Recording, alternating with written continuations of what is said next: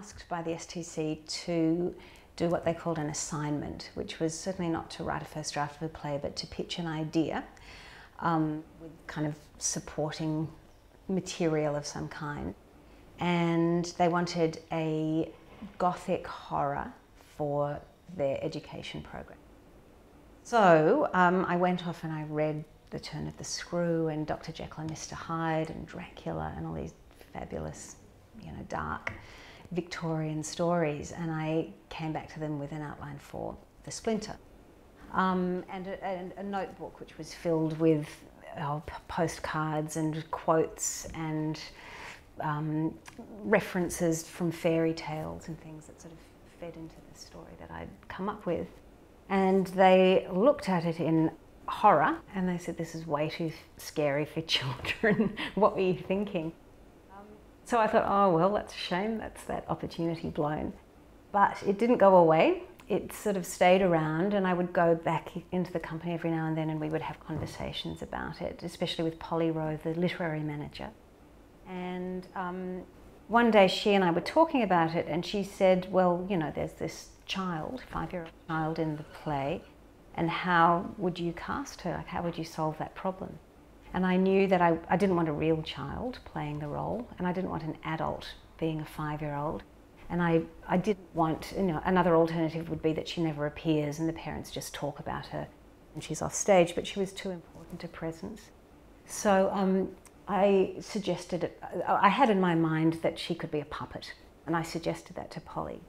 And Polly had just done a rough draft assignment with a puppeteer called Alice Osborne, who she was very enamoured with, and introduced me to Alice. And from that point on, we knew exactly what we were doing.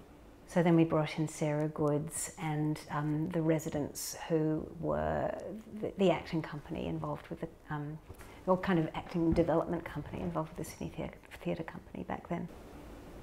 And it kind of grew from there. So I didn't have a first draft until after the workshop, and that was something Polly was quite firm about. She said, I want you to just watch and take notes, but don't do any writing.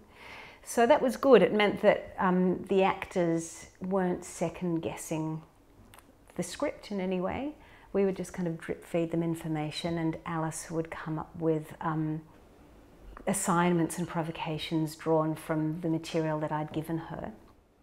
And then when I sat down to write the play, it happened very quickly and easily because the whole world of it was already in my head, and I'd already kind of planned the basic trajectory, the emotional trajectory of the characters. So, and also I had this kind of rich visual world to draw on from that point. I happen to be a writer that loves that. I work really well under a kind of hothouse pressure. So I've loved being at playwrights conferences, and I've loved having, a night to solve a problem. I find it much more difficult when you're just writing kind of into the ether and wondering if one day somebody might look at this play.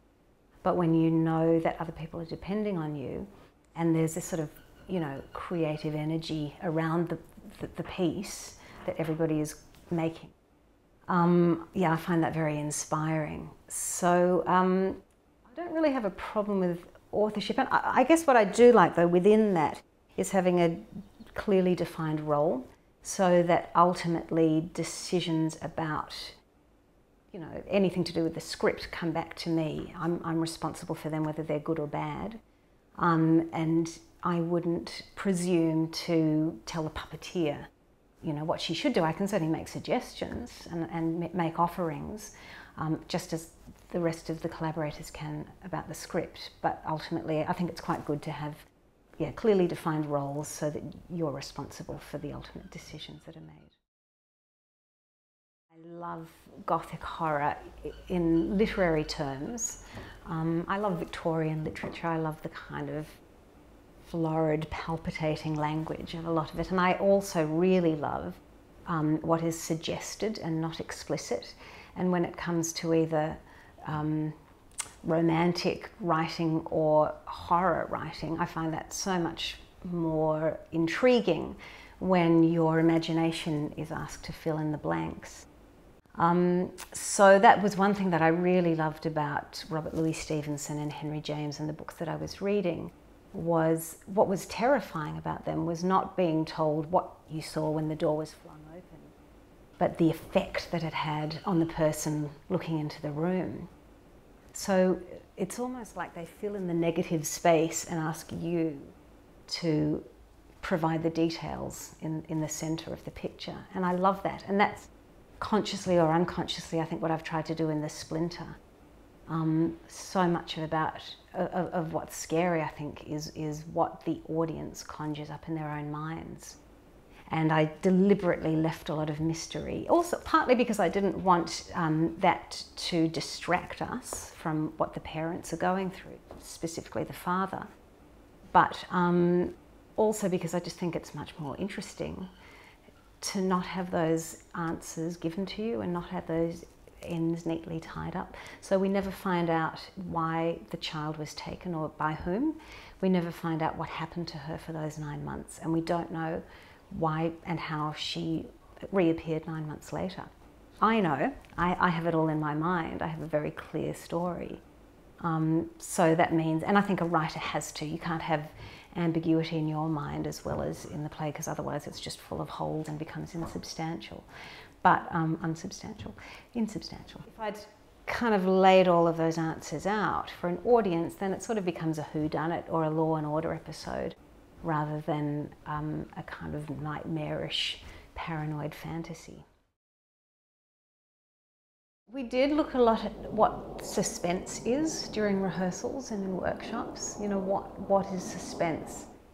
Where does the audience's point of view need to be in order to get the most suspense? So is it scarier or more suspenseful if your point of view is with the person hiding in the cupboard as, you know, the owner of the house enters the room? Or is it scarier to be the person entering the room not knowing there's somebody in the cupboard, or alternatively knowing there's somebody in the cupboard and preparing to open that door? So depending on where you're looking at the situation from and at what point you're coming into it, it changes the kind of tension dramatically. And there are sometimes when you don't want that tension, you want a relief from that tension because it can't be sustained non-stop.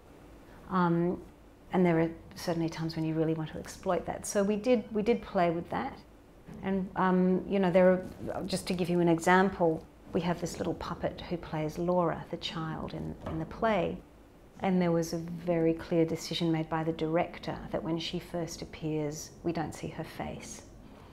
So you see the back of her head, and you see the parents looking down at her and talking to her. You see their faces, and you see her react, just sort of physically to them, but we don't see her face. We don't see her at all in the first scene, we just hear her talked about, and we learn certain things about her condition, which is that she's mute and very withdrawn and looks different to how she looked when she disappeared.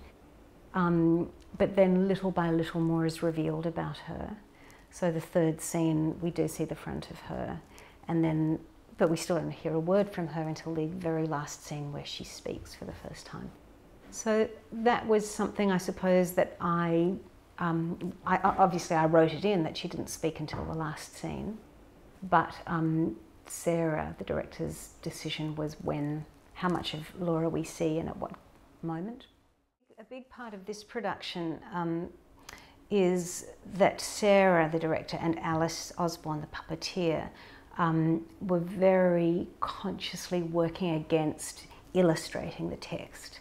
So the text is quite vivid in its descriptions of what's going on, and it would be redundant to just, you know, illustrate that with puppetry or with image. So we worked a lot with how do we get the essence of this, and how do we create the emotional, atmospheric sense of what's going on here, but with a more abstract image. So I'll give you an example. There's a bit where Laura goes sleepwalking, and the father follows her out into the garden at night, and it's quite dangerous. There's a cliff where they live that goes down to the sea, and she goes to the edge of the cliff, and she walks barefoot through the grass. And so, you know, at first, often you start by being very literal and having all the props and all the grass and, you know, everybody doing what it says in the text, and then you just keep stripping away. So we tried one point, this didn't actually end up in the production, but this is one point that it reached, where Eric, the actor, was sitting in a chair, a little child's chair actually, telling this story. So he already looked slightly grotesque and kind of overblown. And one of the other actors was hidden behind the chair, just very slowly poking this grass through. So it looked like it was growing out of him, coming out of his hands and feet and knees. And it was very creepy. And ultimately it wasn't the image that we wanted, and we have something even more creepy. But I guess it's a good example of how you go from enacting a child sleepwalking through long grass to just this sort of creeping, dangerous feeling of grass sprouting out of a man's joints.